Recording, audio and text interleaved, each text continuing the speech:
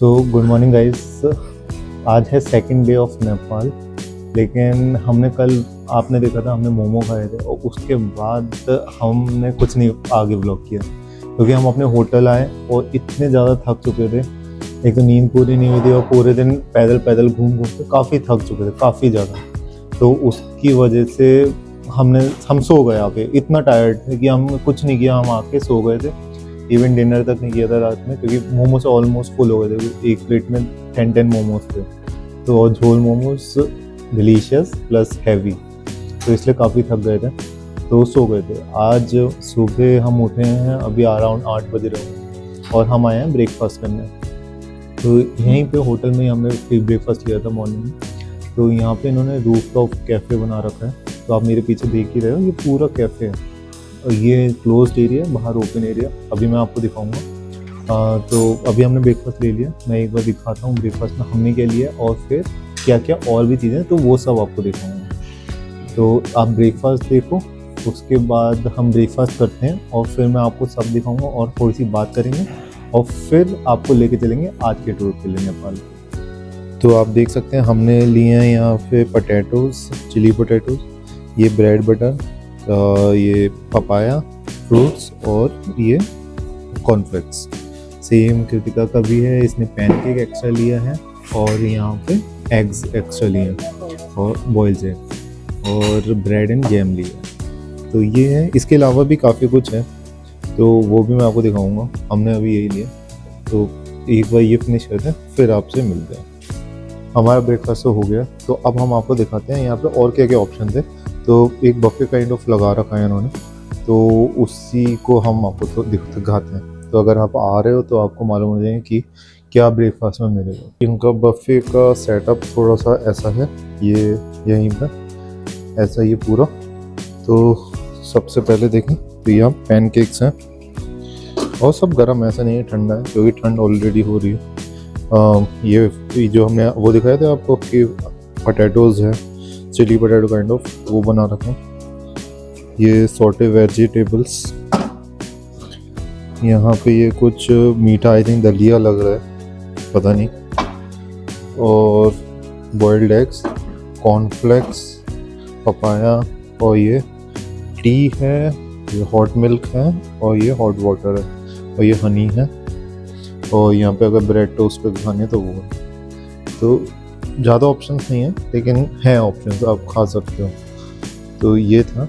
इसके बाद आप तो अगर यहाँ देखो रेस्टोरेंट, तो ये काफ़ी अच्छी सिटिंग सा इन्होंने बना रखा है, काफ़ी अच्छा था। यहाँ पे पूरा एक अगर ग्रुप आ रहा है आपको तो यहाँ पे आराम से चिल कर सकते हो।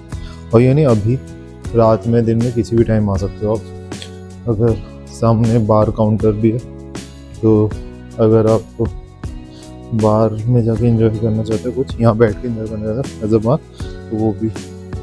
और ये रूफ टॉप है, तो आप यहाँ से देख सकते हो पूरा का पूरा आपको नेपाल दिखेगा यहाँ से।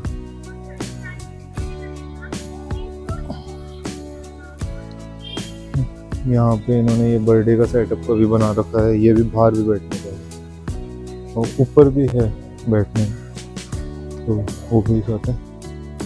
अब वो देखो, वो ऊपर भी बैठने का है, यहाँ से स्टेयर्स जाके, तो काफ़ी अच्छा है ओवरऑल।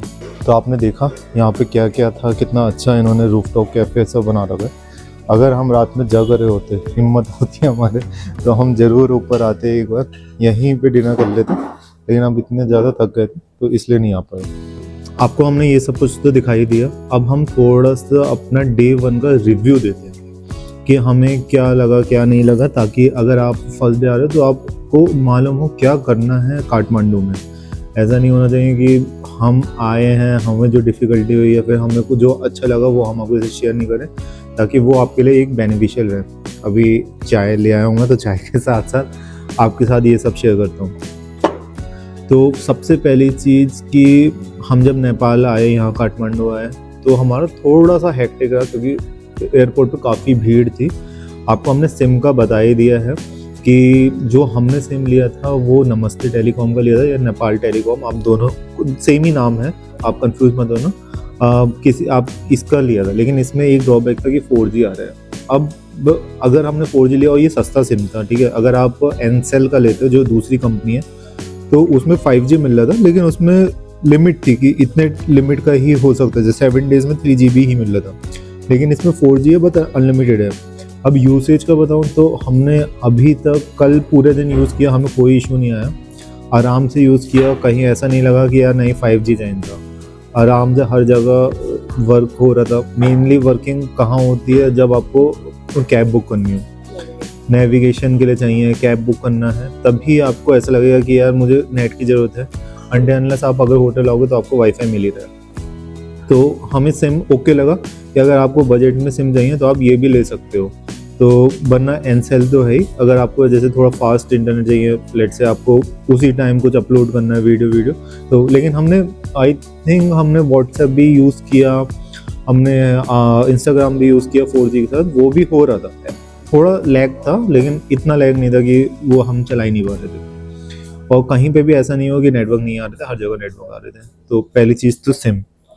दूसरी चीज़ कि कल आपने देखा कि हम कितनी जगह घूमे हैं, कितनी जगह गए हैं। तो ना यहाँ पे ना बहुत पतली पतली गलियाँ हैं, कैब हर जगह जाती है, लेकिन आप हर जगह के जैसे अगर थोड़ी सी जगह भी जाना है, अब लेट से मैं एग्जांपल लूँ, मुझे अपने होटल से लेके वहाँ जाना, दरबार स्क्वायर जाना था, ठीक है, तो मैं पैदल ही कर रहा था टू एंड फ्रो। उसमें क्या है, गलियाँ पतली पतली हैं, रिक्शा भी है, जो हैंड रिक्शा, ह्यूमन रिक्शा हमारे यहाँ भी होता है, वही रिक्शा भी है यहाँ पे। ई रिक्शा की बात नहीं कर रहा हूँ, जो ह्यूमन रिक्शा पहले चलते थे, मैनुअल रिक्शा, वो वाला, वो भी है, कैब्स भी हैं, और सब गलियों से निकलती हैं, कोई ऐसा नहीं है। लेकिन मोस्टली यही होता है कि यार ज़्यादा डिस्टेंस नहीं है, मतलब अगर 600-700 मीटर का डिस्टेंस है तो मैं पैदल ही कवर करना चाहूँगा, तो वो है। लेकिन थोड़ा सा ना रोड ऊपर नीचे है, काफ़ी ज़्यादा है। तो अगर आपको ज़्यादा चलना पसंद नहीं है, अगर आपको ज़्यादा इन्वेस्ट नहीं करना चाह रहे हो अपने कैब में, क्योंकि कैब वाला मिनिमम तो चार्ज अच्छा खासा कर ही रहा है यहाँ पे। अगर यहाँ की बात करें तो अभी मैं कैब पे आऊँगा वैसे, तो उसके वो चार्ज करेगा ही आपको। तो अगर आपको ज़्यादा स्पेंड भी नहीं करना तो एक रिकमेंडेशन कि आप स्कूटी वो कर लो, रेंट ले लो। तो क्योंकि स्कूटी से क्या, आप कितनी बार भी इधर से उधर जाओगे और हर जगह स्कूटी पार्किंग है आराम से।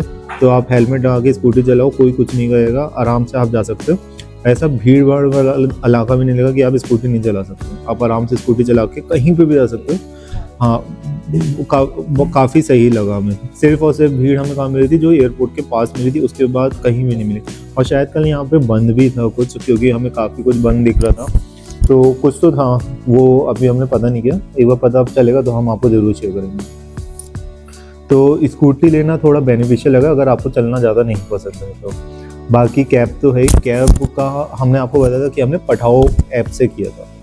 तो पठाओ ऐप इज़ वेरी गुड, मतलब हर जगह चलता है। पठाओ आई थिंक बांग्लादेशी ऐप है जो यहाँ नेपाल में यूज़ हो रहा है, और इसमें फूड डिलीवरी जैसे ऊबर है ना, काइंड ऑफ कि सब कुछ हो जाता है उसमें मोस्टली, तो वैसा ही है यहाँ पे। कैब आप बुलाओगे, रेट्स अगर आप जैसे पठाओ से नहीं करते हो, काफ़ी कैब वाले हर जगह मिल जाते हैं, मतलब ऐसे टैक्सी वाले, लोकल टैक्सी वाले भी, आपको कहीं पे भी जाना है। तो अगर आप पठाओ से नहीं कर रहे हो तो उनके रेट 50 से लेके 200 नेपाली रुपीज़ ज़्यादा होंगे पठाओ ऐप से। तो मतलब पठाओ ऐप इज़ चीपर। थोड़ा क्या होता है पठाओ ऐप में, अब ये डिफ़िकल्टी है कि जैसे उनका कॉल आया कि आपको कहाँ जाना है, तो आप वो तो बता दोगे, लेकिन वो कहाँ मिलेंगे आपको वो नहीं समझ आता, क्योंकि थोड़ा लोकेशन का है कि मैं लोकेशन जो डाल रहा हूँ जहाँ मैं खड़ा हूँ वहाँ पे आइदर कैब आ ही नहीं सकती, आइदर कि वो लोकेशन गलत पकड़ रहा है ऐप। तो ये हमें थोड़ा सा मिसकम्युनिकेशन लगा कि यार ये दिक्कत हो रही है, लेकिन उसके अलावा कोई दिक्कत नहीं थी। पठाओ ऐप आप आओगे तो पहले से डाउनलोड करके आना, पठाओ ऐप वो सबसे बेस्ट ऐप है जो अभी हमने देखा यहाँ पे टैक्सी के लिए। तो ये दूसरी चीज़ हो गई। और हाँ, पैसे पठाओ ऐप में तो यहाँ पे ना एक चीज़ बताऊँ मैं आपको कि 500 नेपाली रुपीज़ बहुत कॉमन। मतलब आप कुछ खाने जा रहे हो, कहीं इधर उधर जा रहे हो, तो 500 नेपाली रुपीज़ तो आपके लगेगा मोटा मोटा। आई थिंक मान लो आप 500 हो गए आपके 250 से 300 रुपये इंडियन रुपीज़, वो आपको करके देख लेना। 1 रुपये इक्वल टू 1.6 नेपाली रुपये होता है, ठीक है। तो ये आप करके देख लेना। तो ये मतलब इतना तो है ही, बहुत ही कॉमन है आप जब आओगे तो। इसके अलावा और हमें क्या लगा, होटल की बात करें तो होटल इज़ ओके, लिफ्ट है, रूम भी अच्छा खासा है, रूम में कोई दिक्कत नहीं लगी, गर्म पानी आ रहा है और रात में ठंड नहीं लगी। यहाँ रात में काफ़ी ठंडा हो गया, जब हम मोमो खा रहे थे तो काफ़ी ठंडा हो गया था। तो अब इससे एक और पॉइंट निकल के आया कि टेम्परेचर की भी बात कर ले तो इस टाइम भी दिन में मतलब सुबह सुबह एक स्वेटर की ज़रूरत है, लेकिन दिन में जब हम बाहर घूमने गए थे तब बहुत धूप थी, तो ऐसा कुछ नहीं लग रहा था कि आपको स्वेटर की ज़रूरत तो थी, एक स्वेटर तो होना चाहिए, लेकिन ऐसा नहीं था कि बहुत ज़्यादा लेयरिंग्स होनी चाहिए। लेयरिंग तो बिल्कुल नहीं चाहिए दिन के टाइम में, क्योंकि धूप बहुत तेज है। लेकिन रात में बहुत ठंडा हो गया था, मतलब हम जब मोमो खा के निकले तभी काफ़ी ठंडा हो गया, और ठंडा इन द सेंस हवा बहुत ज़्यादा थी। अब माउंटेन्स में हो आप तो हवा तो लगेगी, तो इसलिए उस टाइम हवा, इस टाइम भी एक स्वेटर ओके लग रहा है कि नहीं यार, इससे ज़्यादा नहीं, इससे कम भी नहीं। तो ये हो गई टेम्परेचर की बात। इस क्या रहता है, रात में टेम्परेचर बहुत ज़्यादा था, लेकिन फिर भी रूम में कुछ ऐसा पता नहीं चल रहा था। तो रूम ओके था, साइज़ में ओके था, वॉशरूम इज़ ओके। ब्रेकफास्ट का अभी आपने आपको दिखाई दिया, ऑप्शन इतने ज़्यादा नहीं है, बहुत ही, अगर जैसे आप नहीं खाते ज़्यादा कुछ तो वही है, ब्रेड बटर है, कॉफ़ी टी ले लिया आपने, प्लस जैम, ब्रेड जैम हो गया, पोटैटोज़ हो गए, एग नहीं खाते तो वो भी गया ऑप्शन, फिर आपका कॉर्नफ्लेक्स ही बच रहा है। तो मतलब लिमिटेड ऑप्शंस है, वो पराठा, ऑमलेट, ये सब कुछ नहीं है। लेकिन हाँ ये है कि आप ऑर्डर कर सकते हो, इनकी किचन यहीं पे। इवन रात में भी जब हम आए थे तो उन्होंने कहा था कि हमारा रेस्टोरेंट 9:30 तक खुला है, तो आपको कुछ ऑर्डर करना हो या ऊपर जाके खाना रूफ टॉप पे, तो वो भी आप कर सकते हो। तो हम तो नहीं आए थे, हम बहुत थक गए थे, लेकिन अगर आप आना चाहते हो तो ये वो भी ट्राई कर सकते हो। जैसे अगर आप थक रहे हो हमारी तरह, या फिर आपका भी शेड्यूल थोड़ा पैक है और आपको ये है कि बाहर जाके नहीं खाना और इतनी भूख नहीं है, तो यहाँ आके खा सकते हो। अभी मैं आपको दिखा दूंगा कि इनका मेन्यू क्या है, या फिर मैं डाल दूंगा इसमें लिंक कमेंट्स में, तो आप वहाँ से भी देख सकते हो इनके मेन्यू का। बाकी ऑलमोस्ट सब सही था। अब बात कर लेते हैं हमारे खर्चे की। तो कल हमारा जो खर्चा हुआ वो सिर्फ और सिर्फ कैब का हुआ। हमने कैब एयरपोर्ट से अपने होटल तक की करी थी, और फिर हम दरबार स्क्वायर ऐसे ही गए थे। फिर दरबार स्क्वायर से जो हम शंभूनाथ गए थे वहाँ तक की एक कैब की थी, शंभूनाथ से यहाँ आने की कैब की थी। बस इतना कैब का खर्चा, मतलब 3 बार कैब करी हमने कल, प्लस हमने वो मोमोज खाए थे, तो वो खर्चा था सिर्फ और सिर्फ। और अगर आपको म्यूजियम जहाँ जो हमने आपको दिखाया था, आपको याद होगा काठमांडू में दिखाया था, हनुमान जी की मूर्ति थी, उसके पास एक म्यूजियम दिखाया था। अगर उसमें जा रहे हो आप तो 500 नेपाली रुपीज़ अलग से उसका लगेगा, तो वो भी एक चीज़ थी। बाकी कोई ऐसा खर्चा नहीं है, वो फिर आपके ऊपर डिपेंड करता है आप कितनी अगर कुछ शॉपिंग कर रहे हो या क्या कर रहे हो।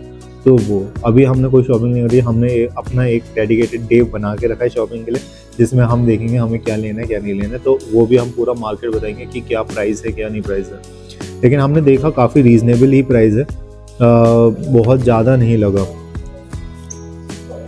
लेकिन हाँ यहाँ पे इंडिया से ज़्यादा महंगी हैं चीज़ें। क्यों महंगी है? क्योंकि यार वो लोग भी तो इम्पोर्ट ही कर रहे हैं, सब चीज़ें तो महंगी हो ही जाती हैं। आई थिंक हमने सब कुछ कवर कर लिया है अपने डे 1 से रिलेटेड, कि हम डे 1 का रिव्यू भी दे दिया आपको कैसा रहा। और अच्छा एक और चीज़, दोनों प्लेसेस के बारे में बताया जो हमने विजिट करी, दोनों प्लेसेस। तो दरबार स्क्वायर तो मस्ट है आपका जाना, क्योंकि वो एक मेन सेंटर है यहाँ का नेपाल का, कि अगर आप आ रहे हो काठमांडू का तो ये तो घूमना ही घूमना है। बाकी शंभूनाथ गए थे, वो हमें थोड़ा ओकेश लगा, उसमें काफ़ी चढ़ के जाना था ऊपर, और ठीक था, मतलब अगर आपको स्किप करना, और वो ना थोड़ा आउटस्कर्ट्स में था सिटी के, तो अगर आप स्किप करना चाहते हो तो इट्स ओके, वरना वो ओकेश था शंभूनाथ टेम्पल। बाकी दरबार स्क्वायर तो आप ज़रूर जाओ।